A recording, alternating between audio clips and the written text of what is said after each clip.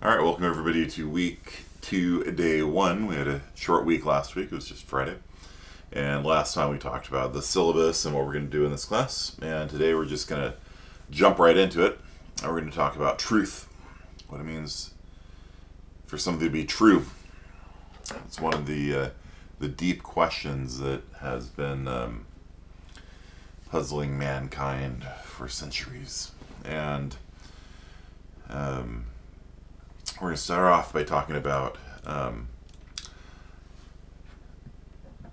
something that might seem unrelated, but there's a method to my madness.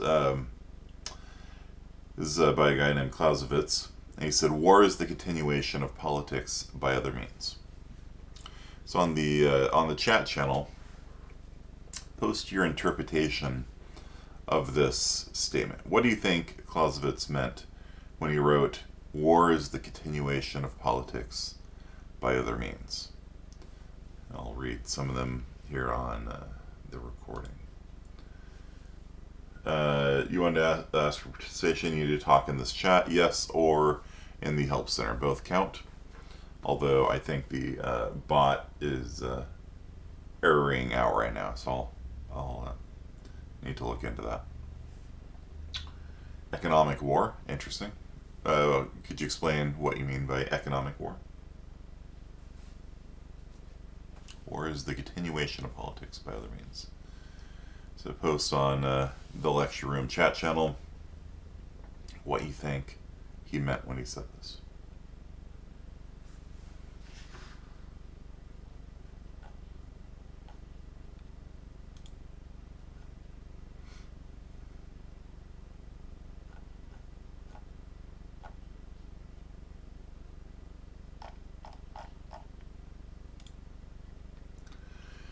The influence of politics would start wars. Politics is fought like a war, just without the guns and killings.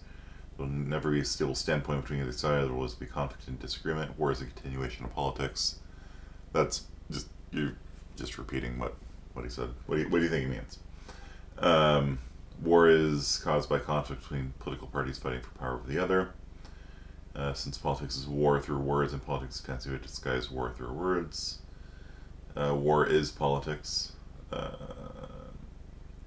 Basically add on to your opinion into a larger picture. Wars commence after politics if diplomacy fails. Yeah. War happens because of politics. I think when different political parties do not agree with each other, some tend to go into violent wars with arms. War is politics with no death. War is politics with no death. Decisions made in politics and by politicians are what causes controversy. They can lead to unstable times and conditions. Except it's more like war. Except you can take the other's cannons and something. I think your finger slipped off the keyboard there, James. In politics are not settled by democratic means. It escalates the political battle to settle. He's leading to politics being a cause of war. I think it means that wars happen because of politics. Because politics cause lots of arguments and disagreements. Perhaps war begins and ends with politics. It's certainly true.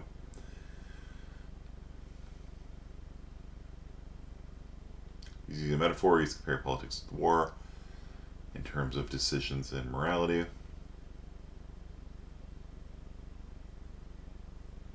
Wait, I thought this was a computer science class. What are we talking about here? Why are we talking about war and politics?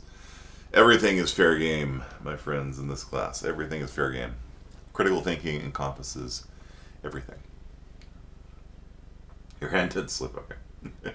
Wars can be funded by political science. Interesting. I don't know if most political science departments have that much money, though. Politicians, yeah, that's fair. War is a way of politics, since during the war they're both fighting for politics or different opinions. Okay. Excellent. Good responses, people. Do you think his statement is true or not?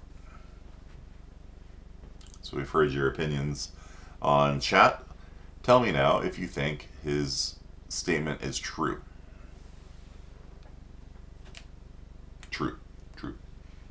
The professor put it on a slide. It must be true.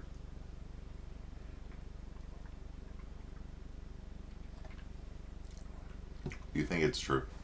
Okay. Why? For those of you that said true, why? Why do you think it's true? What makes it true?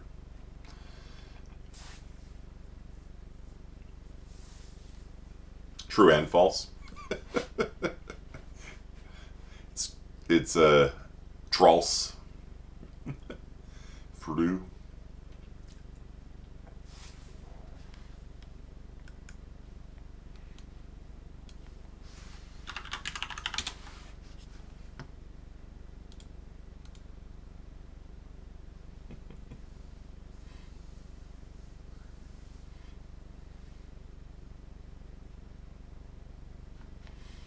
Is a microphone true or false? It's actually quite relevant. It's hard to think of another reason why wars start. Okay. Most wars, the main reason wars started was due to politics or different views. Politics arrives through war by the decision made throughout these war. I think most wars start through politics. In my eyes, there will always be conflict disagreements when it comes to politics. I define politics as the activities associated with the governance of a country, especially due to conflict among individuals and parties, or is sometimes fought over these ideas. Since two sides won't agree through political means, they go to war. Because most wars start over disagreements in politics. One of the main disagreements... Okay. If politics wasn't involved in war, there'd be uncontrollable bloodbath. True, because politics use war as a means to settle conflicts. If political conflicts are non-existent, there's no reason for continuing war in the first place. Because politics never agree and they end up going to wars. Okay. Because even if the war end, there is still going to politics between different countries. Also, the main cause of war is politics. Politics is all about power. In order for there to be power, decisions usually lead to some sort of war. To a certain extent, our world is ran by politics, so politicians have to battle against each other to figure terms in order to run a nation in a way that can be beneficial for politicians and citizens. But there can be disagreements between other nation leaders, which can lead to a physical war. Okay. So,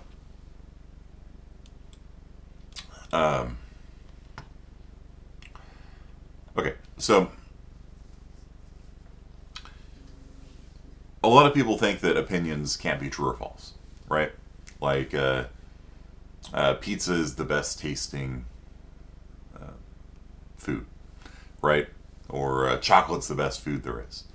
And so, if you look at like the Zai books on this topic, which I'll probably push out later in the week, I'm going to give you guys a little bit more time to get the $58 together you'll need to buy the textbook.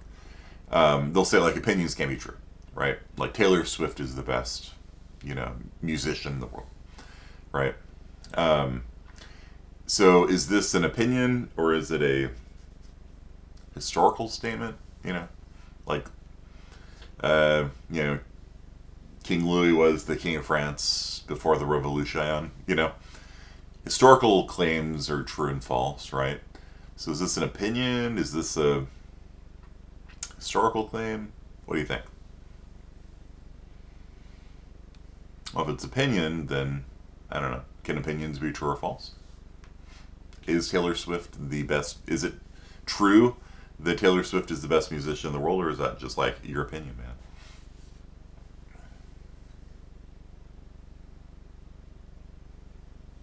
Subjective truth? Broccoli is a beautiful vegetable.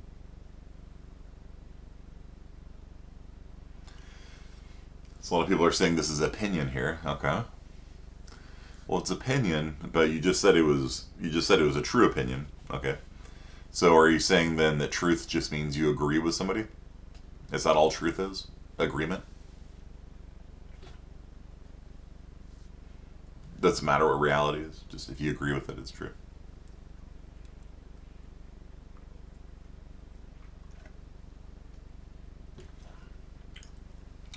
It's backed up, and not every war is for politics. Sure. Yeah.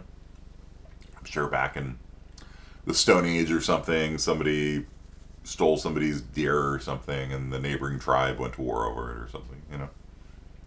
Probably. Clausewitz, as a bit of context, is really writing about European um, warfare and politics in his time period, which was 1800s, late 1800s, I believe. No, early 1800s. Okay. Yeah, 1800s, Europe. Okay. I think it can be a fact or an opinion based on how you interpret it. Interesting. So then, is it true or false? Can you say it's true or false? I don't know. So it's interesting that a lot of people said it's true, and the consensus on the chat here is that, you guys say it's true, and gave reasons why it's true. And then also the chat just said it's an opinion. It's not a historical claim. So so I guess the consensus here is that it's a true opinion. Okay, so take that as you will. He also developed the concept of something called the fog of war. So if you've ever played a real-time strategy game like StarCraft or something like that, you'll be familiar with the fog of war. You can see the units around your base and around, like you can see the area around your units, but you can't see the enemy base. You have to send scouts over there and see what they're doing and see what their army is made up of, and then you can respond to it. So Clausewitz is the guy who actually invented this term, the fog of war. And wasn't talking about StarCraft. By the way, this is a long time before the first real-time strategy video game was made. So his notion of the fog of war, this turned into a video game topic real quick. Just as a disclaimer, I'm also a game development professor. And in addition to teaching computer science and discrete math and assembly programming, I also teach how to make video games. So there will be video game references in this class. Sorry if you don't like video games. I won't do too many of them, but they will exist. So using partly C++, and then a lot of just Unreal Engine, which has a coding system in it called blueprints, where you can just click and drag and say, okay, when somebody touches the door, whoop, play a sound of the door, opening, things like that. So it's like a visual scripting language. I've actually taught it before in this class in CSI 1, and if you guys are interested, we could probably, switch out, I don't know, some of the programming assignments for that. I don't know. So, if you need, yeah, sure, of course, you can always ask me questions about any topic, even classes that aren't the ones you're in. Okay, so anyhow, it's fog of war. So the fog of war is if you're leading a army, and like you're at Gettysburg or something, you got cavalry, out 3 hours this way, and you've got different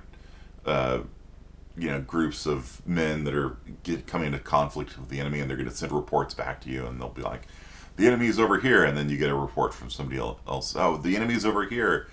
All right, where are they? And you get this contradictory, partial information, imperfect information. It's out of date. Maybe they were here 3 hours ago, but now they're over here. And you've got to make do with the best you can, because if you can't, because you're going to be getting just things are happening in real time, and they're going to disagree with each other. Oh, they got 1 million people in their army. Really? Seems a little high. They're up on the mountainside. They're not in the river.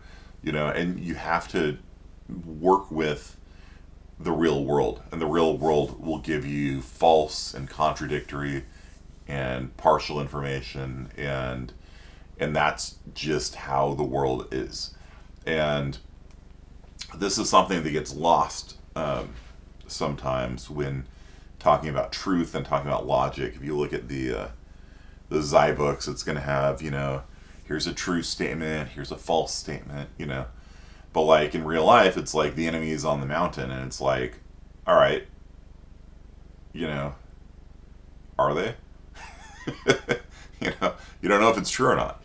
Somebody else will say the enemy's on the river, and maybe they're on both. Or maybe there's two guys on the mountain, and they're shooting at you, and they just are making you think the main army is there.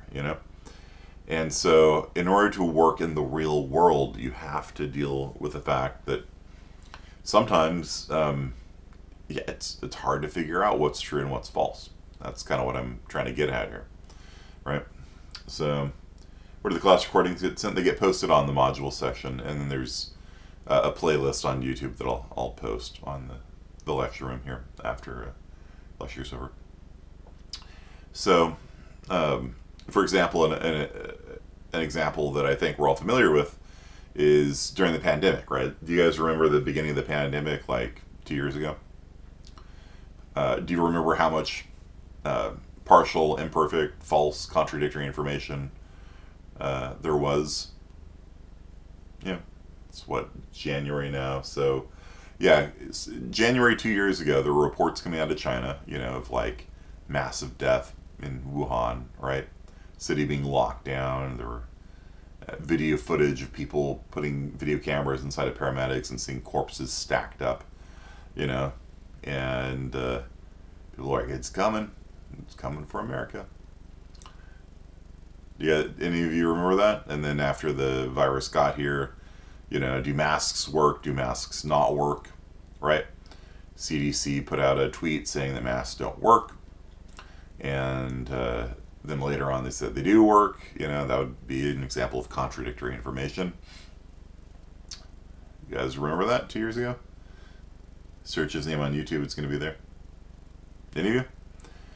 Hydroxychloroquine, if you remember that, Donald Trump was pushing hydroxychloroquine as the miracle cure that'll cure, everything, COVID included. There's a scientific paper that came out that seemed to suggest that hydroxychloroquine was effective at treating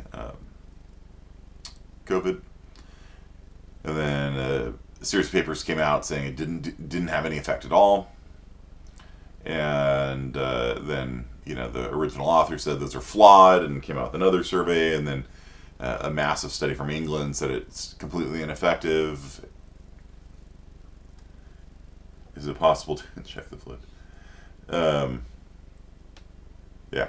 So we've all lived through this, and at a certain point, you're sitting at your house and you've got to decide what you're going to do, right?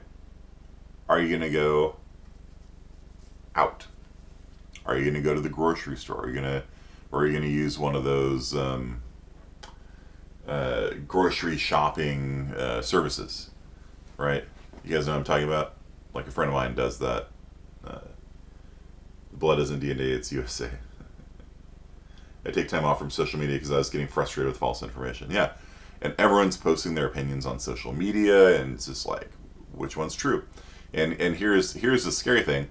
For a while, nobody knew what was true, because it was brand new. It's a brand new, epidemic. We've worked with some coronaviruses in the past, like, most famous was SARS, right? SARS is highly lethal, and there's MERS, which is even more lethal than SARS, and that's about the only coronavirus we'd had experience with as a civilization, right? And think about this, like, this is an event that's affecting humans around the globe, and like, for a while, like, nobody really knew what was going on. Eventually scientific papers started coming in, and we were gathering data, and 2 years in, we seem to have a better grasp on it now than we did 2 years ago. 2 years ago, like I said, it was January, and there were reports of outbreaks, I think, by the end of January in, like, Italy, I think. And by the end of February, Italy had been locked down, Um, and yeah, and then by like mid-March, like America was locked down. Like it was that fast. Like we were talking 1 week. Like how crazy would it be if they sent us home? And we did online learning, and the next, like I had a department meeting on one Friday, and people were just like joking about it, and then like the following Wednesday they were like, yeah, be prepared to go home, and then on Friday they're like, go home. We're gonna go home for a couple weeks, or maybe then the rest of the semester. Who knows?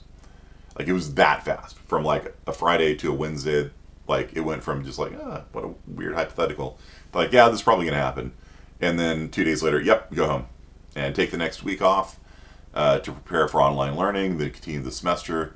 And I said, nope, I'm not taking the week off because we're computer scientists, and I had already prepared them for being on Discord and everything like that.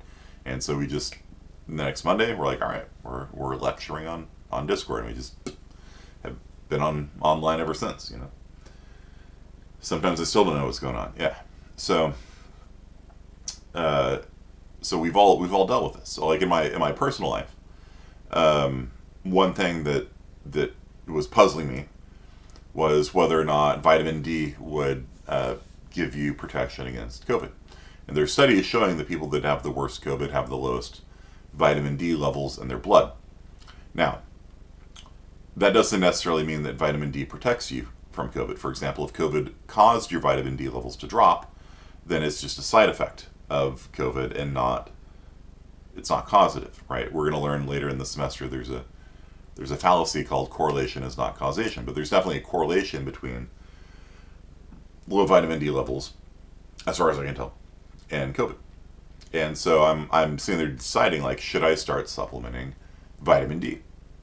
And so I start researching it, and it's like there's suggestive data, but it's hard to tell. It's very hard to tell. Like you can't, like give people COVID, right? It's not ethical. And so you have to rely on like less powerful studies to figure out, if it actually has a protective effect or not. And eventually I was just like, I don't know.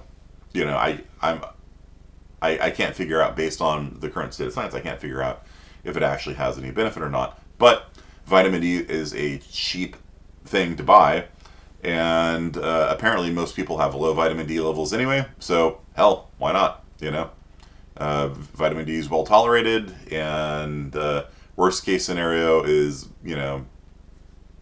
maybe I just needed vitamin D. Well, then maybe that's not the worst case, because if you take like 500 pills, you can overdose on it or something. But yeah, I was like, all right, pros, cons. This is what we talked about last time. Critical thinkers balance pros and cons for something. Should I take vitamin D? What are the pros? Well, it may have a beneficial effect against COVID, and apparently most people, especially in wintertime, which it was, 2 years ago, is now. Especially in wintertime, a lot of people have low vitamin D levels because they're not getting enough sunlight. So I'm like, all right, that's cool. Cons, it'll cost me $20. And, some people, obviously, anytime you take pills, there's a small chance of like, side effects or whatever. But, yeah, so I decided to take it. And that was the mental process that I went through when in the fog of war, right? You don't have the benefit of hindsight, And this is something that always irks me when, dealing with like history. It's like, well, he should have known. Well, no, the Battle of Midway. The Japanese commander made the fateful decision to switch the bombs out on his bombers. Right. The point of the Battle of Midway was they were trying to attack Midway Island and destroy the airbase there, and so the aircraft commander had the bombers switch out torpedoes, which are useful against ships, for bombs, which would be useful against airfields. Because he did a scouting mission, didn't see the American carriers. Okay, so he made an informed decision at the time. And it's like, well, he should have known. How was he supposed to know? He didn't. His scouts did not find the American aircraft carriers. He ran a pattern and didn't find them. It was just bad luck for the Japanese. That it worked out that way. Cure to COVID is Sunny D. Yeah. And so there's definitely something called the hindsight bias, which we'll probably learn about also. Where like when we look at things in the past, like those people are so stupid. Why were they taking vitamin D? Didn't they know that vitamin D causes you to grow a third arm out of your head? No, they didn't. You know, like you have to judge people based on the knowledge they had at the time. Okay. So the question of what is truth is one of the great questions in philosophy. Okay. In fact, there's an entire branch of philosophy called epistemology, which is really just the study of what something means to be true. What does it mean to know something? Okay. And this is not a philosophy class, but you get the abbreviated version. Okay. So what do you think it means for something to be true? A lot of you said that war is a continuation of politics by other means is a true statement. What do you think it means for something to be true? Post on to chat now, please, while I drink my Starbucks.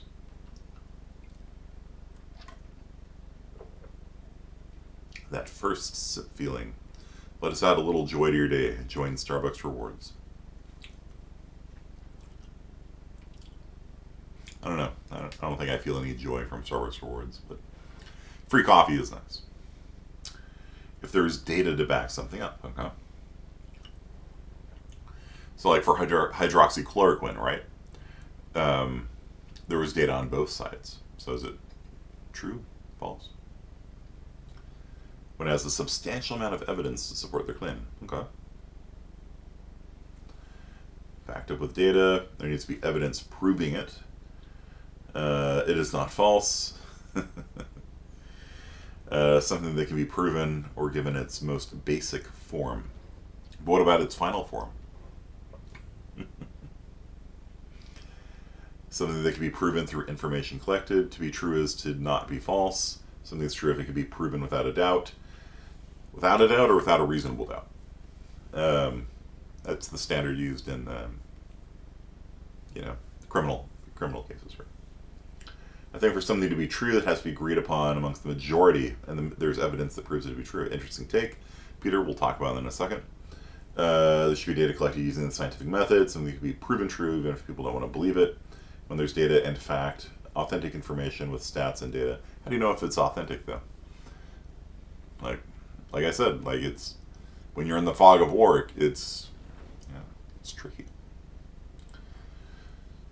And that's not even considering people, could be lying to you, right? Like, when you're in actual war, people can leave false, trails behind and things like that, or false orders. Like, you find a note, oh, he's going to be crossing the river at midnight, but it's just a decoy. Yeah.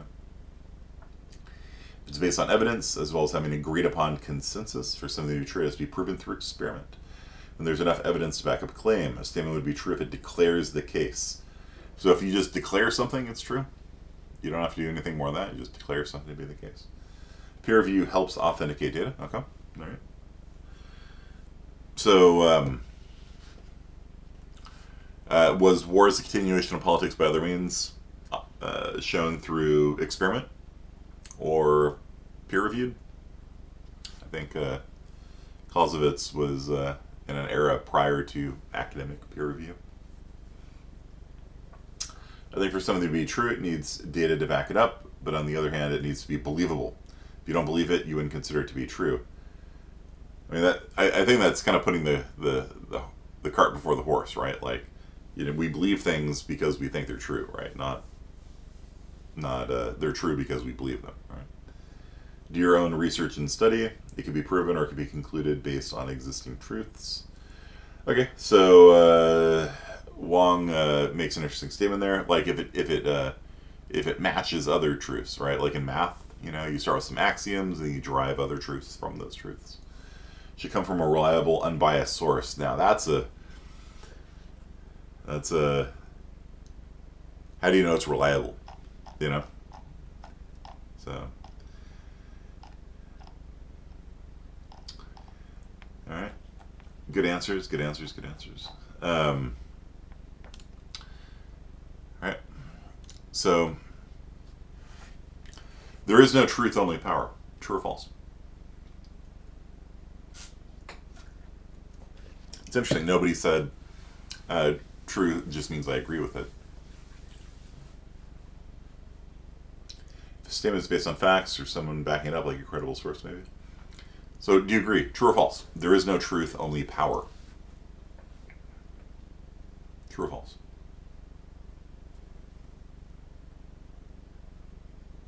It's on the professor's slides. It must be true.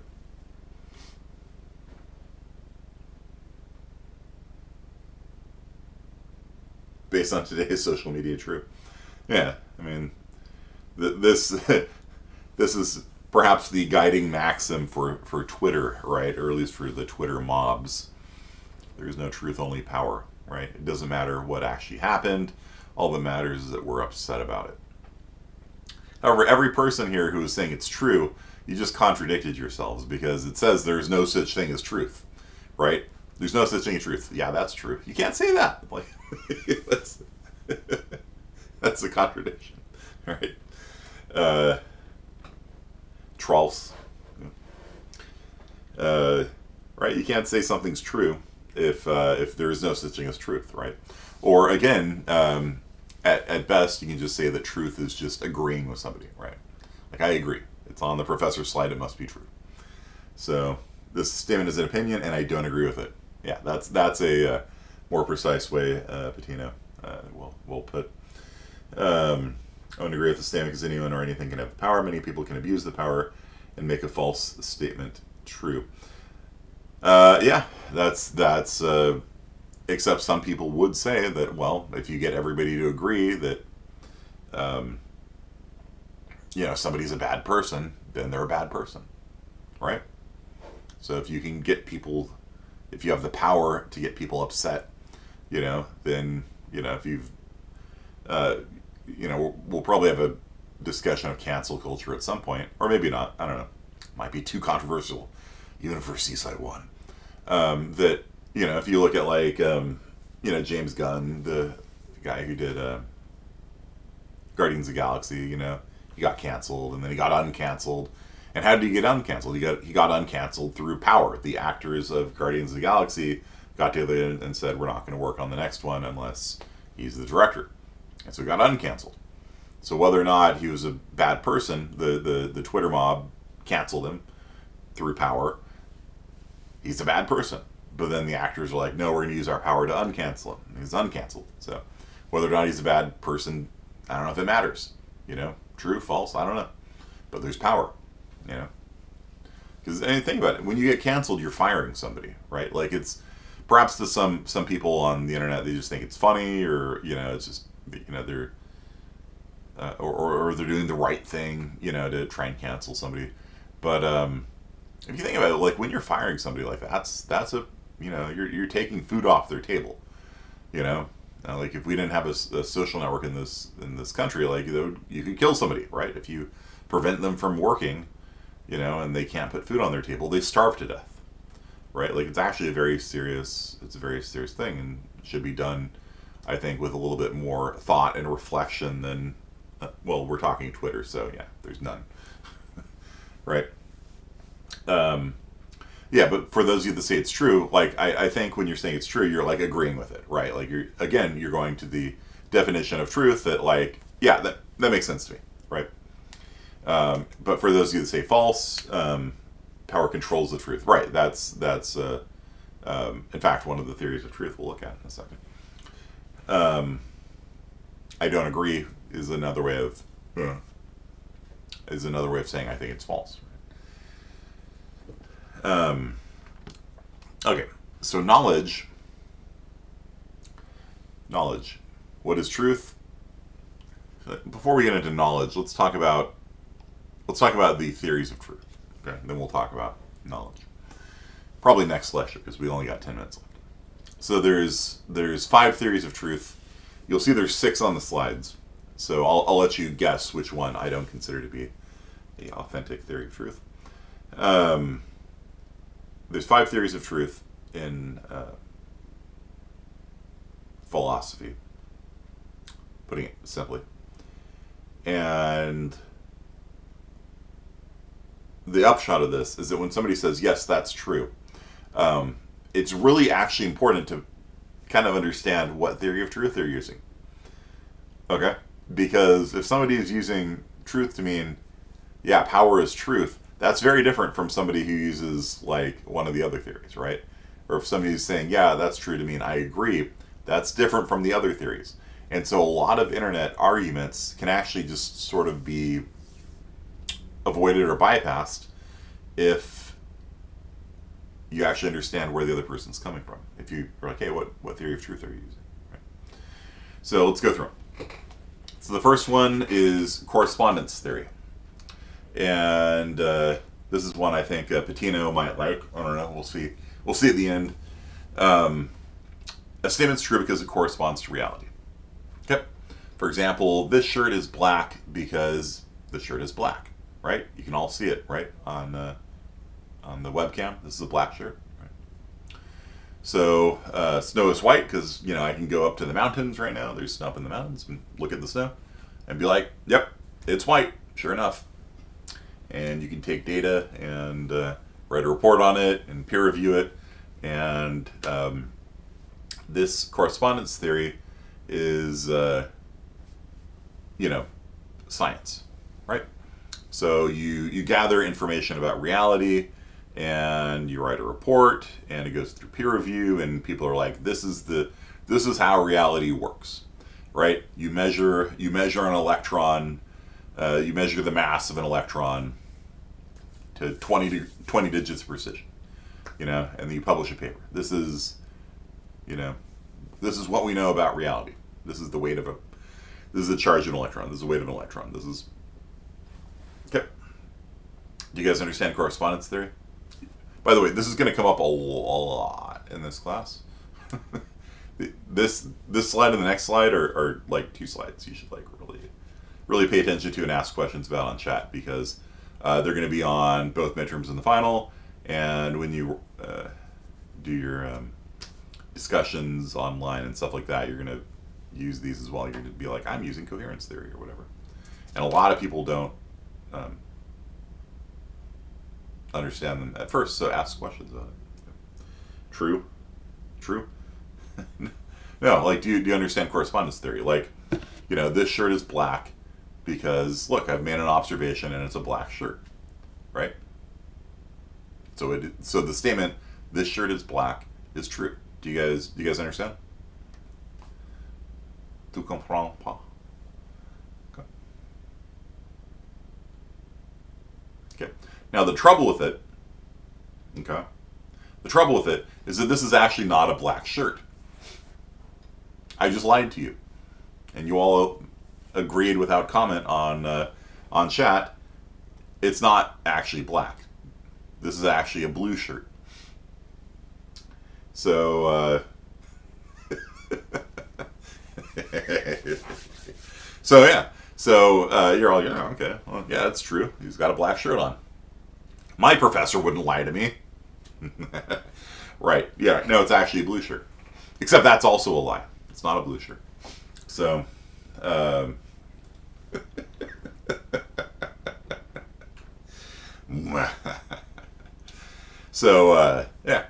yeah. So that's the problem with correspondence theory, right? Like, people can make errors in observation.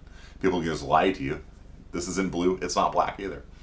So it's not even a shirt. It's actually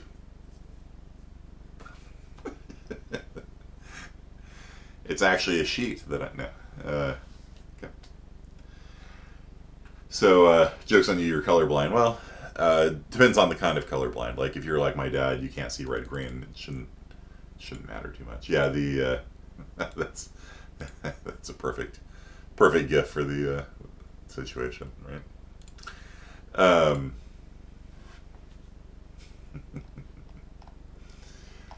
So part of being a critical thinker, by the way, is to challenge your professor. Like, last semester, I made a claim about the faces used in facial recognition databases. Right, I made a claim based on just a researcher in the field saying that most facial recognition databases don't have black people in it, or if they do, it's a very small percentage of it.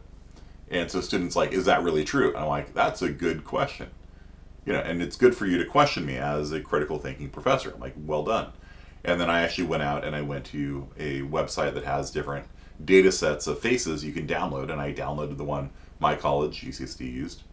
I downloaded the biggest one that is most commonly used, and then I went to one from a university in the South, because I figured, well, South has a higher percentage of black people.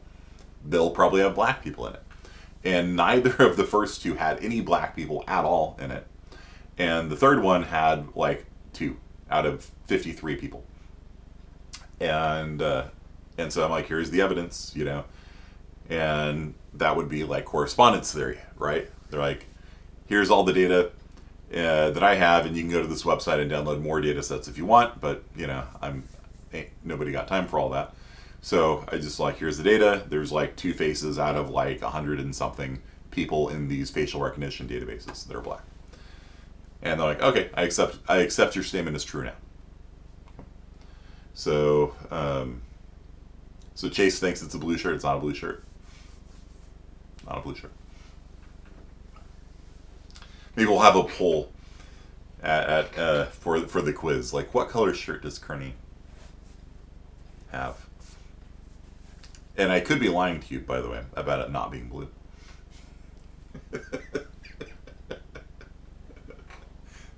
It could actually be black.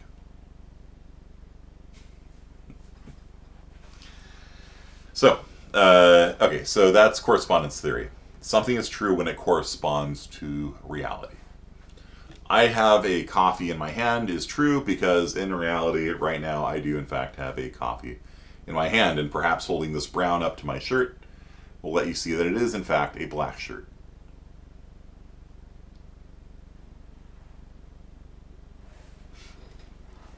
Okay. Coherence theory. So coherence theory, it's not blue either. So coherence theory is the notion that something is true when it matches other true statements. Remember when I was talking earlier that I said I'd talk about that? Like, this is very commonly used in mathematics. For example, you start with a set of axioms. For example, Euclidean geometry has the axiom that 2 parallel lines will never touch. And then you derive true statements from things that you know to be true. And so coherence theory is very commonly used in math. Correspondence theory is very commonly used in science. Coherence theory is also kind of how our brains work. So our brain has what's called, like, the chair is black. Maybe. So in our brains, we actually have something called the web of knowledge. That's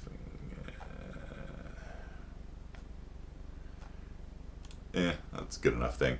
So all of our thoughts and memories are kind of associated with other ones. And so when you activate a thought or a memory or a word or whatever, then it activates all the terms like next to it, logically speaking, in the brain. That's where sometimes like you can get like that tip of the tongue phenomenon where like you almost remember the name of somebody, like, what's the name of the guitarist in Tool again? And then when you go about like, you're like, and then you start like listing the names of other people, like, all right, the singer is Maynard, and then the drummer is Danny Carey, and who's the bass player again? You start activating all the terms around it, and that actually will sometimes cause the activation potential. You're like, oh, it's Alex Jones. Yeah, that's right. Then wait, who's the bass player again? And so our brains actually kind of work that way. And so when we get a new fact coming in, whether or not we accept a fact initially is oftentimes based on coherence theory. Does this new fact cohere with all the facts that we already know to be true? For example, you probably thought your professor would be truthful to you about the color of his shirt. So everyone's like, oh, okay, it's a black shirt. I know the pieces fit. Yeah, good tool reference. Very nice. So, well done. So the coherence theory is used in math, and it's also like how our brains work. Like, and this is why we believe true things that are good about people we like. We believe true things that are bad about people we don't like. Explains politics, right? Uh, you know, CNN reporting that Trump had a second scoop of ice cream. Oh, that monster! Um, because if you know that he's a monster, then you're just going to accept facts that he's a monster. And if you believe he's the God Emperor, then you're going to believe facts that cohere with the fact that he's the God Emperor. And so, it's it's one of the five theories of truth. Pragmatic theory. Okay, this one's a lot different. So this was invented by a guy named William James and also Charles Sanders Peirce, which is that that which is true is that which is beneficial, right? It is true that I cannot fly, because if I were to jump off a building, I'd die. You know what I mean? Like, there's nothing really more to truth. There's not like some high, deep, philosophical thing beyond that, right? He was, William James was writing at a time in which radium was being researched. And radium, radioactive materials violated the laws of nature, right? There's this thing called conservation of energy. And it was the substance that you just put it on your table and it would radiate heat. And everyone's like, that shouldn't be possible, And so there were two schools of thought. One was conservation of energy is BS, right? Well, here it is. You just put it on your desk and it just sits there radiating heat forever. It's not burning. It just radiates energy. And another school of thought was, all right, there is conservation of energy, but there's some law of physics we just don't know about yet. And at the time, you just don't know. It's like with us and COVID. Who knows which one's right? You don't know. In hindsight, we know. But at the time, William James was like, who cares? All that matters is that it sits there and it generates energy on its own. That's the only thing that really matters. That's what's true, that it generates energy. Whether or not conservation of energy is true or not doesn't really matter, right? So his take was not to disregard science. Like, he was actually a Harvard psychologist who also developed the theory of pragmatism, capital P pragmatism. But he said, like, after you've come to the end of inquiry, after you've done your best to determine through science if something's true or false, sometimes you just don't know, And so, what's true is just, it produces heat. Simple as that. Don't worry about all these highfalutin philosophical questions. Does free will exist? Does free will not exist? You know what? It's beneficial for me to believe that free will exists. So it does. So this was how he talked himself out of a 2-year bout of depression, because he was studying physics and he was studying psychology, and he had decided that there is no such thing as free will. Didn't know that for sure, but it sure seemed that way from science. And then he realized that, if he just acted as if he had free will, he'd be happy. And since he didn't know if free will was true or false, like, it was beneficial for him to think that it was true. So he just said, I'm just going to believe that free will is true. And then, and then he talked himself out of his depression, more or less. If you read his essays on the topic, they're quite interesting. Consensus theory of truth. This was something that was mentioned earlier by one of the students on chat, which is that if everybody agrees that something's true, it's true. Okay.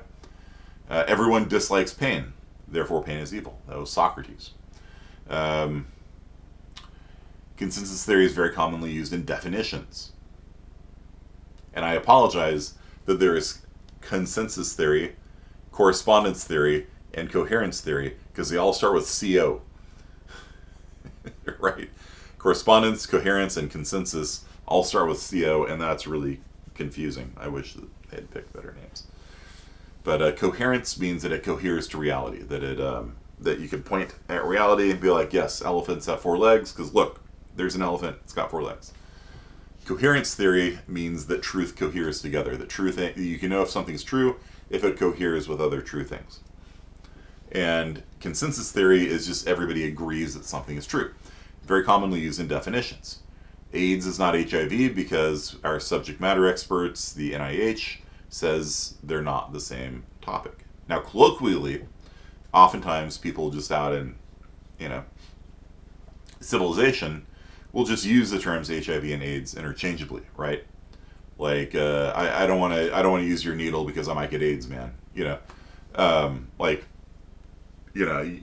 According to the NIH, that would not be an accurate statement because AIDS is the syndrome caused by the human immunodeficiency virus, right? So if you use somebody's needle, you might get HIV. You don't get AIDS. AIDS is a syndrome that develops over time from having HIV, right? But if you look at just how people use the terms colloquially, they'll just use the term AIDS and HIV as the same thing.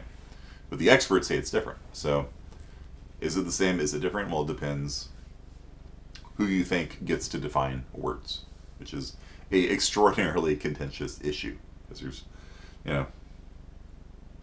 is it the experts that get to define what words mean, or is it the population that gets to define what words mean?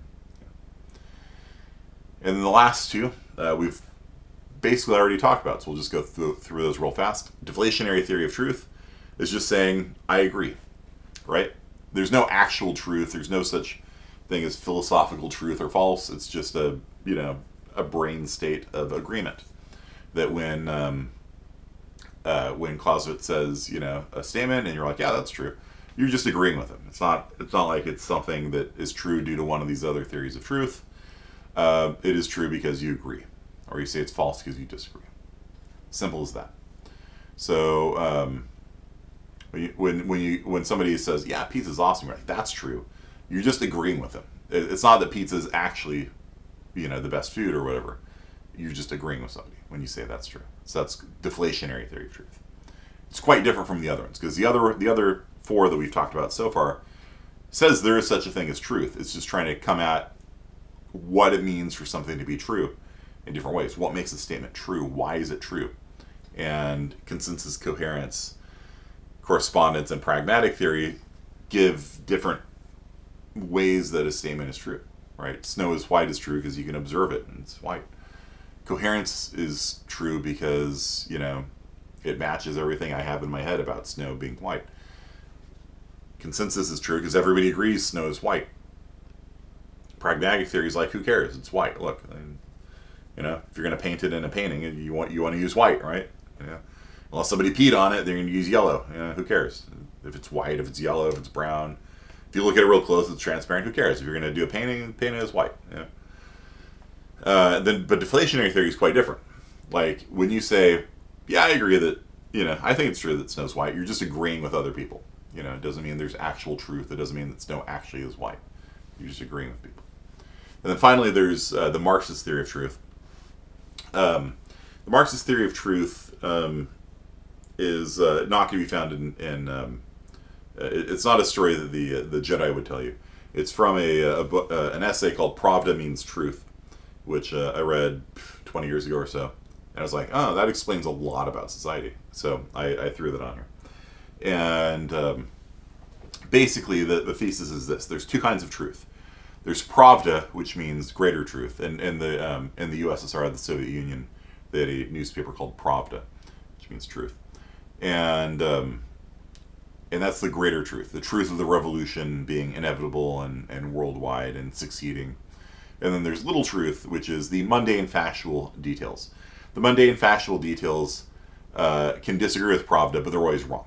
And this explains a lot about politics, right? Like when people are trying to decide whether it's true or false, if Matthew Gates, it was actually had these sex scandals. He was a representative from Florida. It really depends on whether or not you're a Republican or a Democrat, whether or not you believe it to be true, and that's a little bit disconcerting, right? Like whether or not something is true or false shouldn't depend on your political beliefs, and yet if you look at whether or not you believed Kavanaugh or what was the woman's name?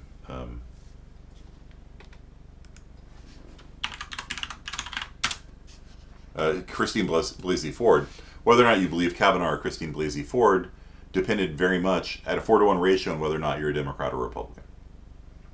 Right? So if you're a Republican, 4-to-1 ratio, you're going to believe Kavanaugh. Christine Blasey Ford, you believe 4-to-1 ratio if you're a Democrat. And if you're an independent, split right down the middle. And so the Marxist theory of truth is that basically that which is true is that which helps your political party, right? That which helps the revolution. That which is false is that which hinders the revolution. And so this explains like the Chernobyl disaster, right? Because like it should have just been like, you know, like, hey, we need help, let's stop radiation. But it's of course a political issue because it makes the Marxist revolution look bad, right? So in politics, especially uses this theory of truth. That which is true is that which helps our party. That which is false is that which hinders our party or helps the other party, right? Is there a crime wave in California right now, right? It depends a lot on your political alignment, you know, whether or not you think it's true. So that is it for today. That is the 5 theories of truth.